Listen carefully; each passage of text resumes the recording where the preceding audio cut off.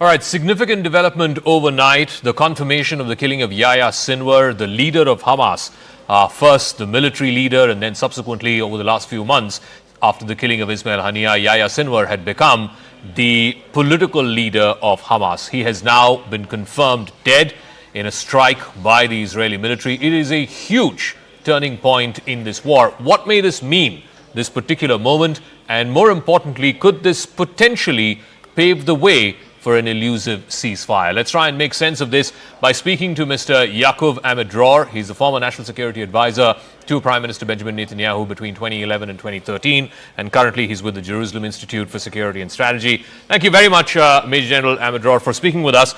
First, if you could put into perspective for our viewers here in India the significance of what was confirmed yesterday, that Yahya Sinwar, the leader of Hamas, has been killed. What does this mean in the context of the ongoing war? And what does this mean in the context of Israel chasing him for the last 20, 30 years now? First, I think it's too optimistic to think that the killing of Yahya Sinwar will bring end to the war in Gaza and a ceasefire. We have a long way to do to clean Gaza from all the remnants of Hamas, and it will take time. But it's very important that Sinwar is not there anymore, because he was the symbol of Hamas, and people used to say that if Sinwar is coming out of the tunnels with the big V for victory, saying "I'm here," that will be the symbol of the success of Hamas. So this symbol of success disappeared, and there is no any connection between Hamas and success. It's a huge failure of an organization which in a barbaric way attacked Israel a year ago, butchered the civilians, raped women, killed babies, and now the leader is finished, and we will have to deal with the remnants of Hamas in Gaza in the future to build a situation in which Hamas is not a threat to anyone who might come into the Gaza Strip, to take responsibility for the civilian side of the population in Gaza, because the IDF will remain the one who is responsible for the security. But Major General, could I ask you, yesterday after the confirmation of this news of Sinwar being killed, there was a phone conversation between President Biden of the United States and Prime Minister Netanyahu, where President Biden, and this is a sentiment shared by much of the world community, that today you have Mohammed Deif, who is the military commander of Hamas, he's been killed. Ismail Haniyeh, the former political leader of Hamas, he's been killed. And now Yahya Sinwar, who was the leader of Hamas, he has also been killed.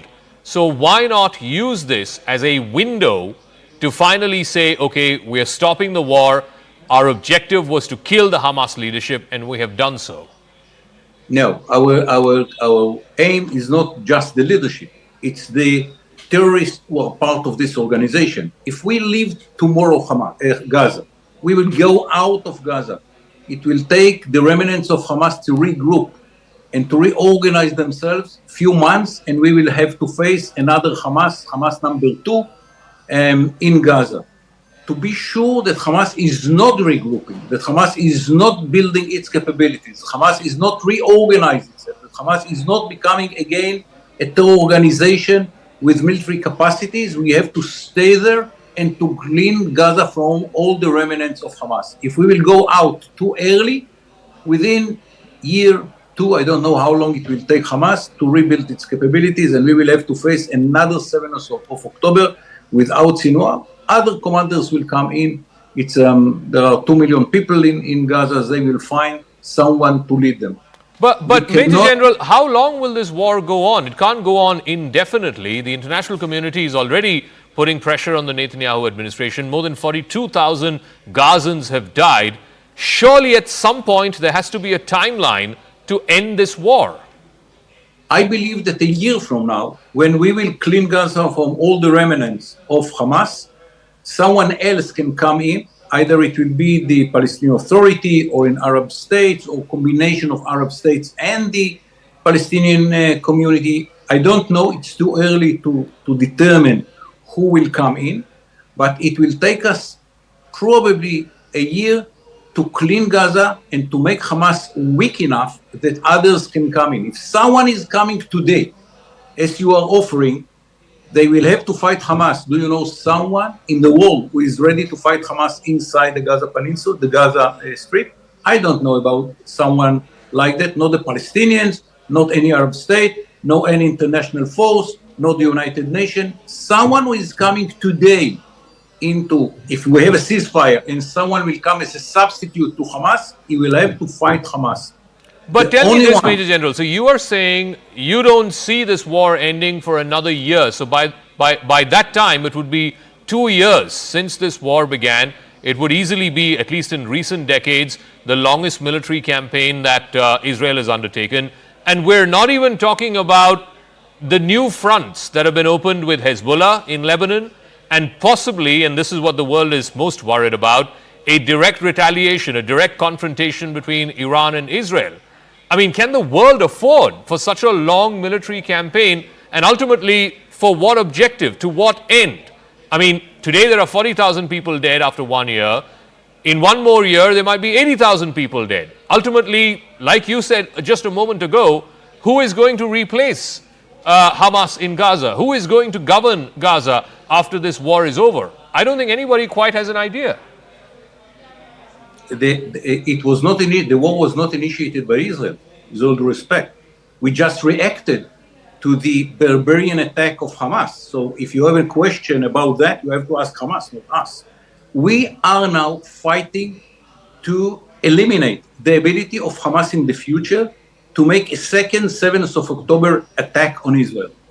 With all due respect to the international community and all the questions that you have, our responsibility is the security of the citizens of Israel, not to answer the question that should be applied to Hamas and to ask Hamas what you had in mind when you attacked Israel and killed women, elder people, and children. No one, Major General, with due respect, no one is arguing that Israel does not have a right to defend itself. But so Israel, unlike Hamas, is a democracy. It is a nation state. Yeah. It has to follow the rule of law. What is your objective criteria? When will you come to the conclusion that, okay, Hamas now is not in a position to launch another October 7th? Can you lay out some objective criteria for when that will be achieved and how that will be achieved? Yes, of course. Hamas had around 40,000 members, terrorist members, at the beginning of the war. Mm-hmm. We succeeded up till now to kill almost 20, half of the terrorists. When we will finish to kill the other half of the terrorists, and terrorist form Hamas organization will not be in Gaza, that will be the time to call the international community, Arab states, the Palestinian Authority, come in and rebuild Gaza, because now Hamas is not a threat to anyone who might come into Gaza. Till then, if someone tries to come to Gaza, he will have to fight Hamas. What about the new front vis-a-vis Hezbollah? And what about this very real fear that the world has that there would be a direct confrontation between Iran and Israel? What about those fears? It's very interesting question, but it is not connected to what should be done in Gaza. We should eradicate. We should lower the capacity of Hamas in Gaza to the level in which anyone who might come, Indian forces, Arab forces, American forces, the Palestinian Authority, will not have to fight Hamas, because we did it and Hamas does not exist as a terror organization in Gaza. Only then someone will have to take the responsibility. At the same time, we understand that we have two goals in Lebanon. One is to push Hezbollah from the Israeli borders. We are in the middle of a ground operation in which we are cleaning the area near the Israeli border. And it will take few months to push Hezbollah few kilometers to the north, so Hezbollah will not have line of sight.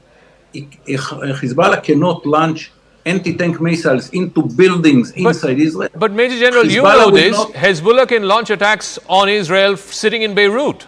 They have rockets that can travel up to 1,000 kilometers. You are more than right. This is why I said that we have two goals. One is on the ground to push them few kilometers to the north, so they cannot strike into Israel, not to make Hezbollah version of 7th October against the Israeli communities in the north part of Israel. This is one goal. The other one, we are doing parallelly. It's two different operations. One with the Air Force, we are reducing the firepower of Hezbollah. At the beginning of the war, the potential was that Hezbollah could launch into Israel few thousand rockets and missiles. Today, they are launching only hundreds. It's 10 times less than what was expected. Why? Israel succeeded to reduce the military capability of Hezbollah. A minute, let me finish the sentence. Okay, sure. The firepower of Hezbollah. It's two different goals. One is done by the ground forces in the south part of Lebanon, and the other one is done by the Air Force all over Lebanon, from the Bekaa Valley to Beirut. Okay, so let me get this straight. So you are saying in the next foreseeable future, as you say, maybe in the next year, the Israeli objective is to finish Hamas militarily. They should not be in a position to launch another October 7th, kill 40,000 Hamas terrorists, as you said, to finish Hezbollah, to push them back north of the Litani River in a way that they can't launch another October 7th from that side, and also to destroy their rocket capability. As you said, they were firing in thousands. Now their ability has come down to hundreds, and also regime change in Iran. You want to do all of these three in the next year, in the foreseeable future. We don't speak about regime change in Iran. It's too big for Israel. What we want to achieve in Iran is something very minimal. That the Iranians understand that there is a price that Iran will pay in Iran if they continue to launch missiles into Israel. Again, the initiation was not an Israeli one. The Iranians launched 300 projectiles in April against Israel. It was not Israeli initiation. The Iranians launched into Israel 200 ballistic missiles in October. It was not an Israeli initiation. It was Iranian initiation. What we want the Iranians to understand that the old strategy that they had, that they will build around Israel ring of fire by proxies, Hezbollah, Islamic Jihad, Hamas, the Houthis in Yemen, Shiites in Iraq and in Syria, and Iran will remain 1,500 kilometers away. No one can say anything about Iran because the Iranians are not part of the game. The game was run by the proxies of Iran. Today it doesn't work because we eliminated Hamas. We are in the way to eliminate Hezbollah, and the Iranians will have to make a decision. Are they ready to pay the price in Iran for launching missiles into Israel? And you reckon the international community will give you or continue to give you this blank check to obliterate Hamas, to destroy Hezbollah, to retaliate directly against Iran on Iranian soil, take out the Houthis. All of this, the international community from America to Britain to France to India will continue to give you this blank check. First of all, we are not speaking about the Houthis. The Houthis is not Israel's problem. Okay. The Houthis is someone else. Okay, let's leave them aside. Okay. But I'll ask the question in a different way. Do you think that morally it would be justified by the international community to let Hamas to butcher 1,200 Israelis, including babies and women, and not to eliminate it? Do you think that the international community morally can justify a situation in which Hezbollah launched into Israel? We didn't make any provocation. 10,000 of rockets and missiles, and Israel will not try to eliminate the capabilities of Hezbollah. What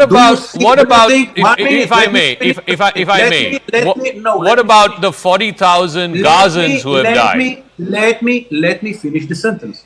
Do you think that morally the international community can justify the situation in which Iran is launching against Israel 500 projectiles from Iran into Israel, and Israel will not retaliate? What about, so morally, do you see this situation? What about the 40,000 Gazans who have died, 42,000 Gazans who have died? And admittedly, I will take what you're saying at face value. Even if 20,000 of them were Hamas terrorists, what about the remaining 20,000 men, women, children, civilians who died? What is your argument to that? What is your alternative? To say to Israel, guys, because you eat civilians, because you kill civilians when you fight Hamas, don't fight Hamas. Because there is no way to fight Hamas when Hamas is fighting from within his own people, behind the back of his sisters, mothers, wives, and you say to Israel, don't fight Hamas, because if you So fight Hamas, 1,200 to 40,000, that is proportional? proportional, it means that they initiated it. It's Okay. no question of they initiated it, and All Israel right. is fighting Hamas, and we have statistics. Major In General, all the- we'll leave it all at that. I'm out of time, One second. but thank you very much. Like I said, we, the entire international community, everyone here in India too, yes, has expressed solidarity with Israel. No nation state should have to go through what it went through on the 7th of October. There is absolutely no place for terror. 1,200 Israelis died. No doubt about it. Israel has every right to defend itself. But the fact that it's gone on for over a year now, the fact that 40,000 Gazans have died, admittedly some of them were Hamas terrorists, but not all of them, just as the Major General said a moment ago, 40,000 Gazans have died, the entire leadership of Hamas has died, and even now, despite all the pressure that has been brought to bear on the Israeli government, the fact that it is not even thinking about a ceasefire or stopping this hostility, that I think is a concern that needs to be contended with. Quick break, news and updates on the other side.